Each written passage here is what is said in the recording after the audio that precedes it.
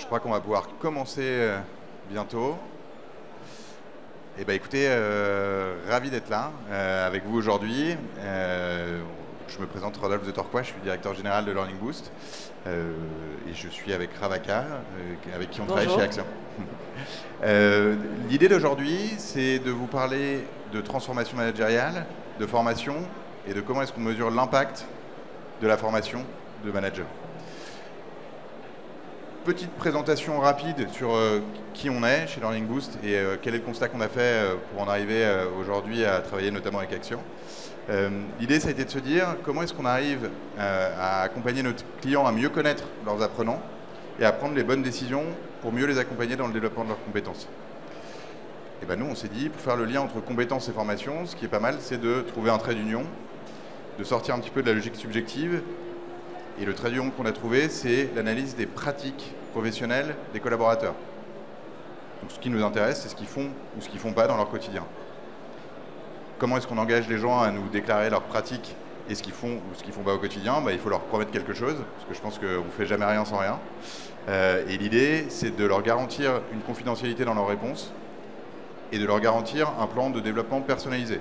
C'est-à-dire qu'en fonction de là où ils en sont, ils ont un espace confidentiel, ils sont les seuls à avoir leurs résultats, et on leur donne les bonnes ressources pour progresser selon leur niveau. L'autopositionnement, c'est un avantage, c'est qu'effectivement, en analysant les pratiques, on est capable d'évaluer l'impact des dispositifs de montée en compétences et de formation, en étant capable de savoir d'où partent les gens, en décidant ce qu'on fait pour les former, et en voyant où est-ce qu'ils arrivent une fois qu'on les a formés. L'idée, c'est aussi, comme je vous disais, de les engager et de leur donner envie de s'engager dans leur formation, en leur permettant de comprendre là où ils en sont. Et si on comprend là où on en est, on prend aussi conscience qu'on a besoin de progresser. Et du coup, de les rediriger vers des ressources, de leur montrer où est-ce qu'ils peuvent avoir des espaces d'apprentissage, mais que ce soit d'ailleurs en interne dans les entreprises ou peut-être sur le web. On peut très bien se dire qu'il y a des contenus intéressants à plein d'endroits. Et donc de créer des réflexes d'apprentissage, c'est aussi une des vocations qu'on a.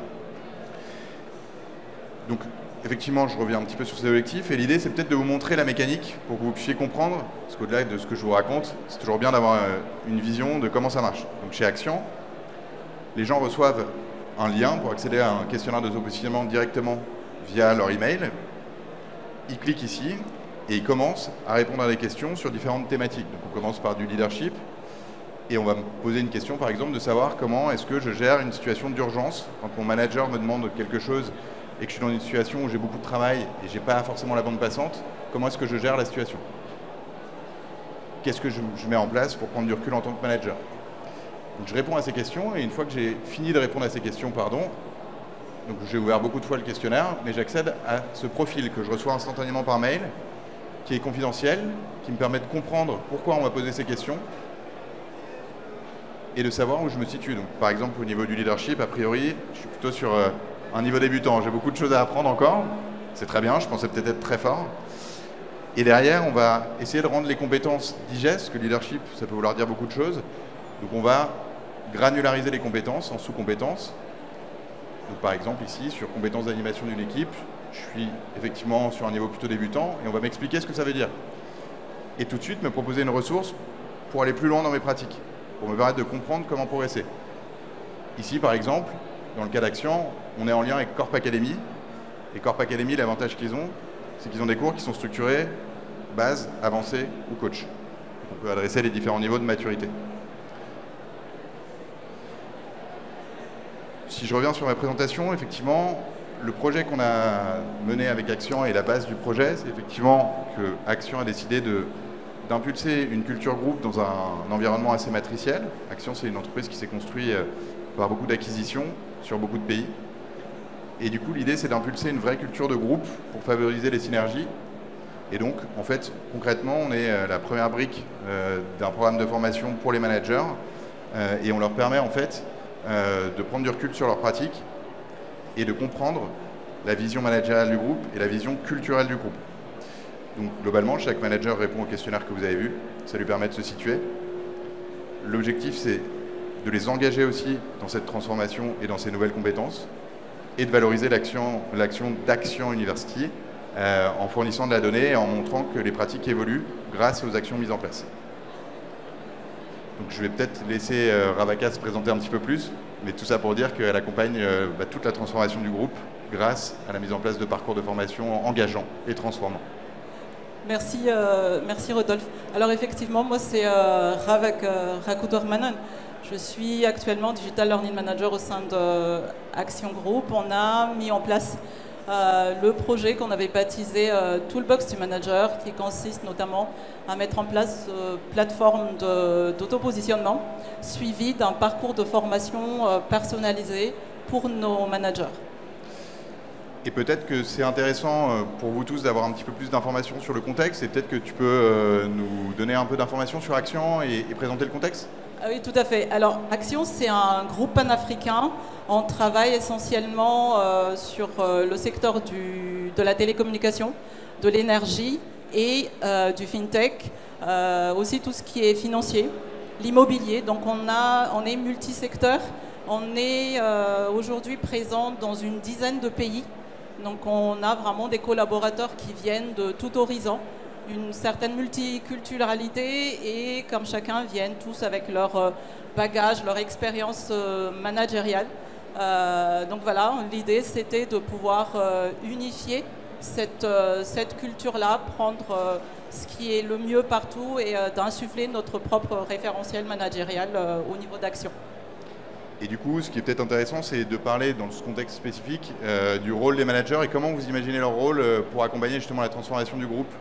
Alors, pour nous, nos managers, ils vont jouer dans cette partie-là, on va dire, 3 rôles essentiels.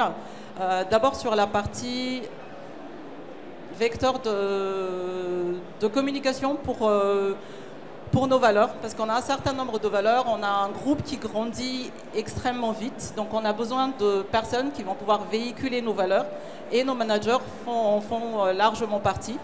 Après, on sait aussi que nos managers, c'est un petit peu les personnes qui jouent les rôles modèles. C'est les personnes vers qui on se tourne et on regarde et on calque sur leurs pratiques, sur leur façon de faire. Et puis de se dire, ok, si les managers ils font comme ça, alors ça doit sûrement être la norme.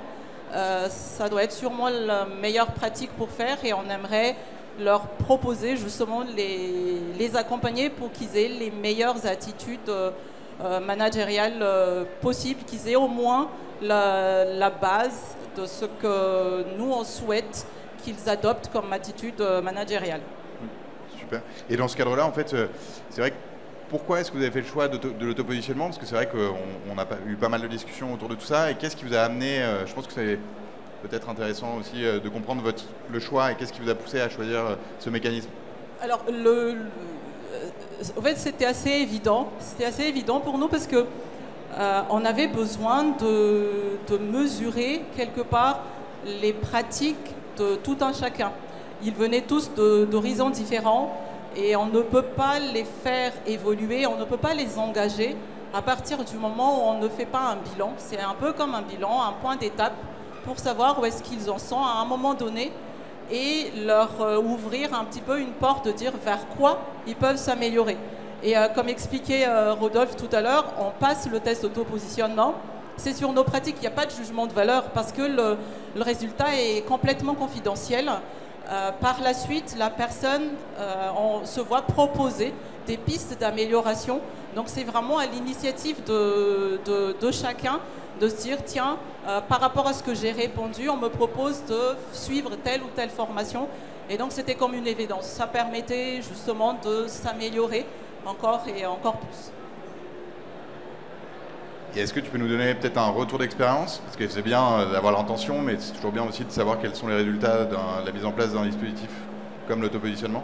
Alors, on a eu un retour plutôt positif parce que on a lancé la formation au niveau de 200 managers. Sur 7000 collaborateurs, on a lancé 200 managers dans un premier temps. Dans la première année, c'est un programme qui dure sur 3 ans. Et parmi ces 200 managers, on a commencé avec les top management. Donc quand on a les CEO de toutes les entreprises, ils sont à peu près 40 en ce moment. Et tous les membres du CODIR qui participent aussi à la formation et qui sont du coup engagés dans cette démarche, c'est un retour plutôt positif. Donc si on parlerait de chiffres, on est dans les 65% de passage du test d'autopositionnement au bout de 3 semaines de lancement du parcours, ce qui est relativement satisfaisant à mon sens. Oui. Après, ce qui a énormément aidé, c'est le côté aussi confidentiel de l'autopositionnement, parce qu'il n'y a aucun moment il n'y a de jugement et à aucun moment on ne va utiliser les résultats comme un levier pour, comme un outil pour sanctionner ou autre. C'est plus vraiment pour faire monter les gens en compétences. Donc ça, c'est extrêmement important. Et peut-être aussi, peut-être en dernier, on en parle beaucoup, mais sur le marketing de la formation, on a souhaité engager les gens en leur disant, OK, l'intitulé du parcours chez nous, l'accroche en tout cas de la formation quand on a fait la communication autour, c'était de dire devenez le manager que vous aurez aimé avoir.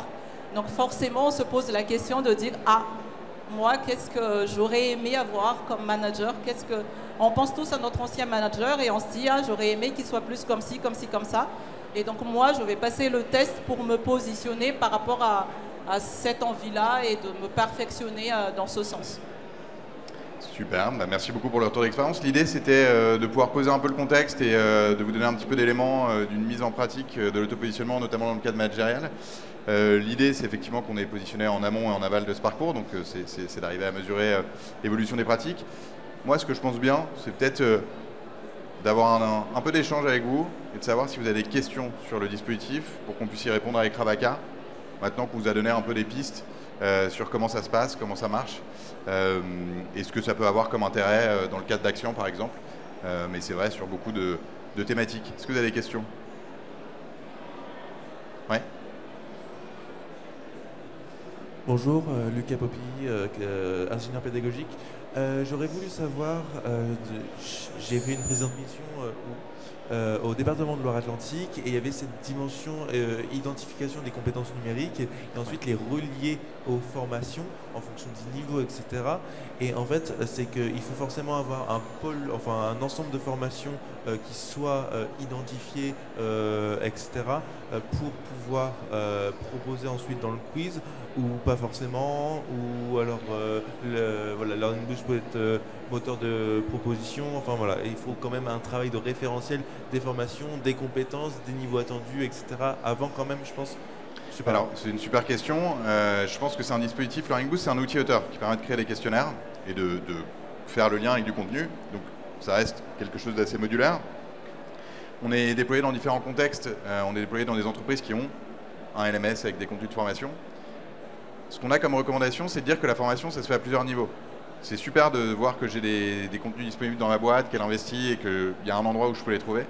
Ce qui est intéressant, c'est de créer aussi des réflexes sur le web. Parce qu'aujourd'hui, sur le web, on peut faire une curation de contenu et trouver plein de contenus intéressants à pousser à des managers et ce qui va peut-être permettre de les faire revenir. Par exemple, pour un manager, si je dis Harvard Business Review sur le leadership, je suis à 15%, j'ai peut-être besoin de progresser. Si on me dit que la Harvard Business Review, c'est bien, je vais peut-être m'abonner à la newsletter et la recevoir tous les jours et donc progresser dans mes pratiques, parce que je vais apprendre des trucs. Donc selon nos clients, soit on est dirigé sur Corp Academy dans le cas d'action par exemple, soit on fait vraiment une curation de contenu et on est capable d'accompagner nos clients sur la réflexion et sur la recherche de contenu au-delà de l'outil. Mais ça demande un travail, évidemment. Est-ce qu'il y a d'autres questions? Tout est hyper clair alors, c'est super. Bon bah super, bah, écoutez, du coup on va pouvoir vous remercier d'avoir été là aujourd'hui et d'avoir participé à ce retour d'expérience avec Action. Merci beaucoup à Ravaka d'être venu de Madagascar quand même. Pas mal. Le pays, hein, pas le dessin animé. Exactement. Et en fait, si vous voulez poursuivre les discussions, parce que c'est vrai que je vous posais la question de si vous avez des questions, donc ça peut être aussi, peut-être que vous préférez en parler en toute intimité, on a un stand qui est juste derrière vous, qui s'appelle V75, où on est présent avec Learn Assembly, donc ravi de poursuivre les discussions avec Ravaka, qui sera là aussi, si vous voulez continuer. Voilà, merci beaucoup à tous.